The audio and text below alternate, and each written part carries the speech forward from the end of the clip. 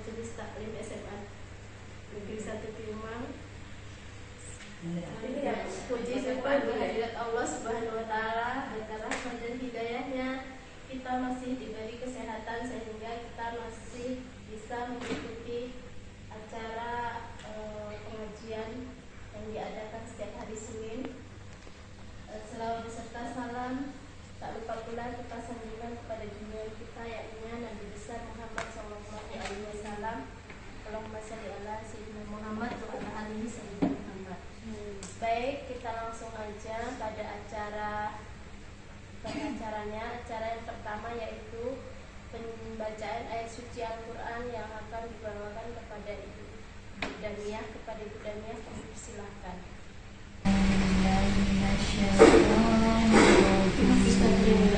Bismillahirrahmanirrahim. Alif Lam Mim. Dzalikal kitabu la raiba fihi hudan lil muttaqin alladzina yu'minuna bil ghaibi wa yuqimuna as-salata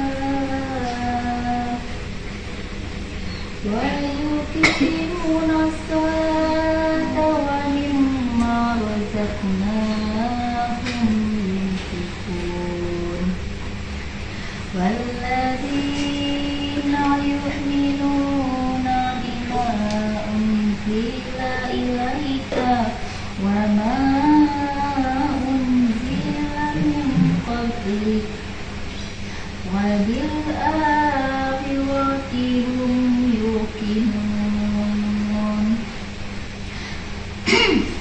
ulaika ala hudan min rabbihim wa ulaika humul muflihun. Shadaqallahul azim.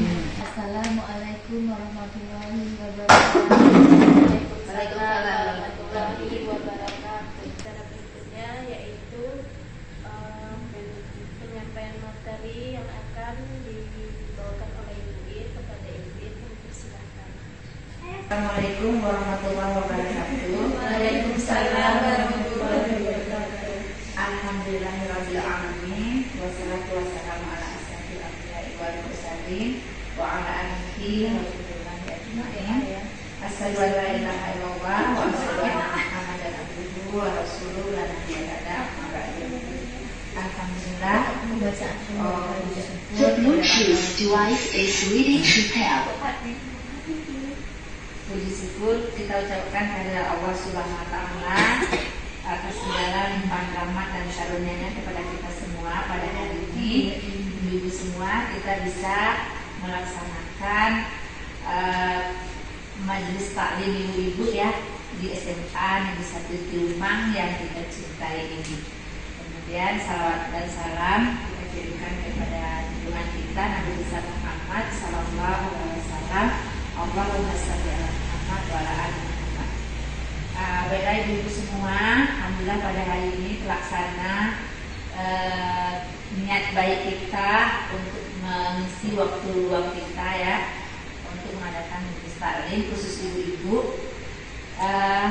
Kita sepakat hari Senin ya gitu ya. Iya. Senin, dan nantinya karena pengajian ini dari kita untuk kita, maksudnya kita belajar gitu ya, sambil belajar.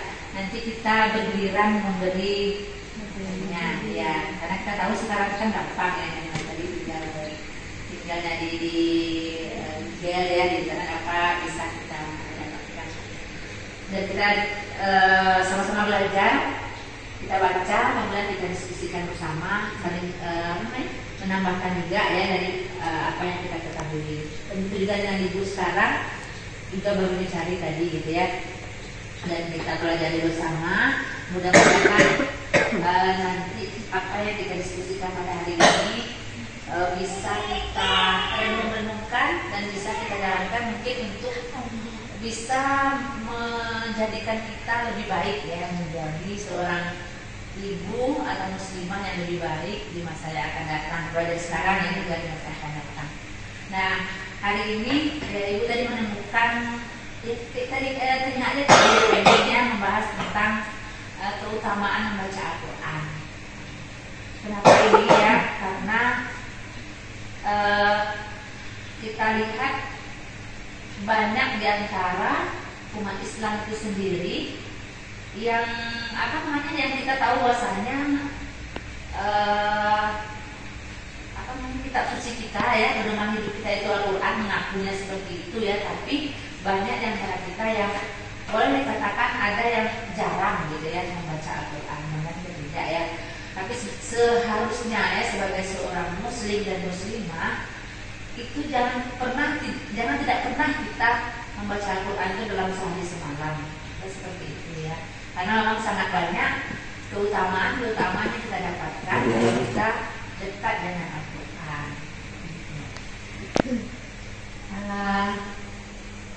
Sesuai dengan apa yang dikatakan dalam sebuah hadis Nabi ya,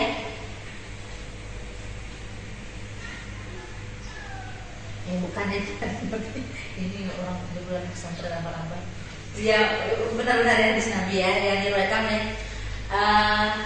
hadis riwayat Bukhari Muslim dari Abu Amamah radhiyallahu anhu, aku mendengar Rasulullah bersabda, bacalah Al-Quran karena sesungguhnya ia akan menjadi syafaat bagi para pembacanya di hari kiamat.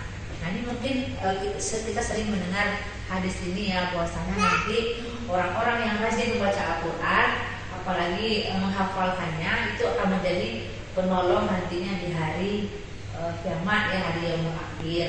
Bahkan ya seorang penghafal Al-Quran atau hafiz Quran itu ya, dia akan ditempatkan nantinya sesuai dengan banyak hafalannya. Ini anak pesantren tahu begini ya, lima ya.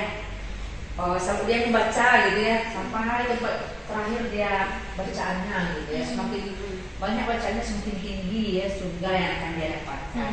Dan bahkan seorang hafiz Quran yang 37 itu ya, dia bisa menolong 7 ya anggota keluarganya, ya, memberikan mahkota ke kedua orang tuanya, dan bisa juga menolong 7 ya anggota keluarga. Jadi dia satu dari keluarga kita hafiz Quran ya, anak mungkin ya, itu akan bisa menolong ya kita sekeluarga ya selamat nanti di hari akhirat. Subhanallah, begitu utamanya ya orang yang dekat dengan Al-Quran. Kita mungkin belum sampai ke sana, mungkin belum sampai mau hafiz 30 juz gitu ya. Kita targetkan saja, kita ibu-ibu di sini, kita baca Al-Quran itu setiap hari, itu udah luar biasa itu. Bacanya bukan satu lembar ya. Kalau bisa itu minimal 1 juz bisa, 1 juz sehari, atau minimal setengah juz sehari. Dan sehari semalam itu kita baca Al-Quran. Jangan sampai ada sehari semalam itu kita lewat gitu ya, tidak ada baca Al-Quran. Atau seminggu gitu, tidak pernah. Waktu kita pesantren kita pernah dicek anak-anak ya, bahkan nggak pernah baca gitu ya. Kapan dari Al-Quran, lupa dia gitu ya, kapan dia baca Al-Quran, sehingga ketika disuruh baca itu agak apa ya, agak gagap gitu ya, karena tidak terbiasa lagi membaca Al-Quran. Nah itu ya. Kemudian orang yang mempelajari Al-Quran dan mengajarkannya merupakan adalah sebaik-baik manusia gitu ya. Dalam hadis yang diriwayatkan Tirmizi dari Utsman bin Affan radhiyallahu anhu, Rasulullah sallallahu alaihi wasallam bersabda, sebaik-baik kalian adalah yang mempelajari Al-Quran dan mengajarkannya. Nah, seperti itu ya. Jadi salah satu pengajian kita ini kita belajar Al-Quran ya, berarti kita insya Allah mendapatkan pahala ya, karena yang kita kaji pasti Al-Quran nantinya. Karena tadi ya kita pelajari nantinya pasti berhubungan dengan Al-Quran. Nah kemudian juga dari hadis Bukhari Muslim juga dari Aisyah radhiyallahu anha berkata bahwa Rasulullah bersabda, orang yang membaca Al-Quran dan ia mahir membacanya, maka kelak ia akan bersama para malaikat mulia lagi taat kepada Allah.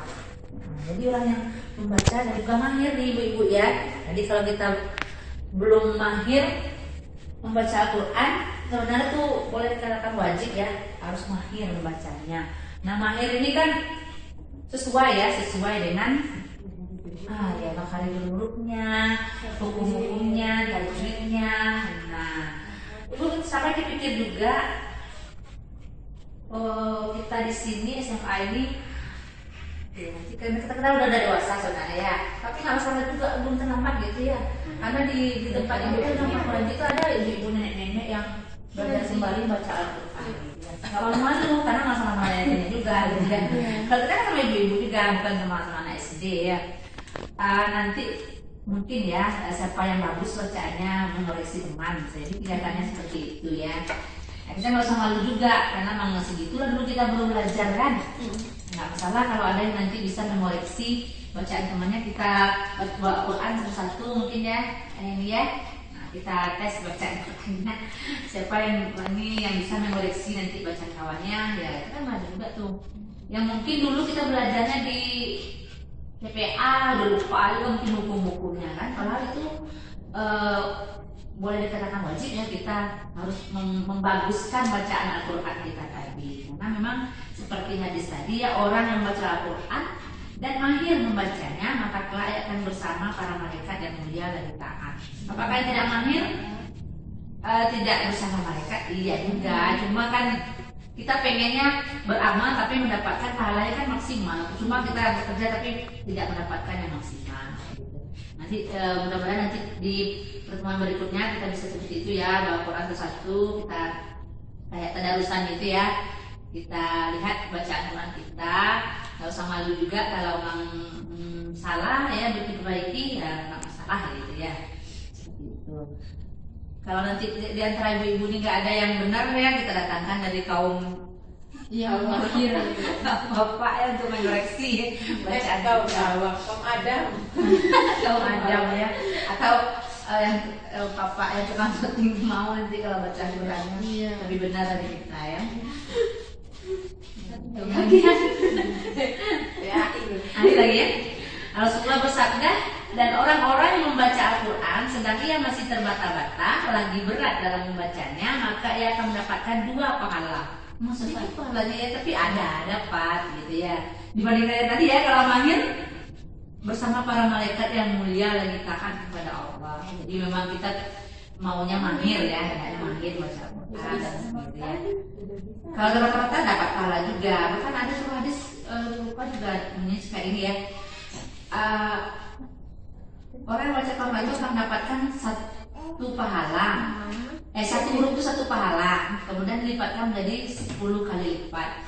Aku tidak mengatakan alif, lam, mim itu 1 huruf. Lam 1 huruf, alif 1 huruf, lam 1 huruf, mim 1 huruf. Itu 3 huruf, alif, lam, mim dapat 30. Nah ya pahalanya. Apalagi kalau kita membacanya sejuz sehari atau setengah juz sehari, subhanallah, itu banyak pahala yang kita dapatkan.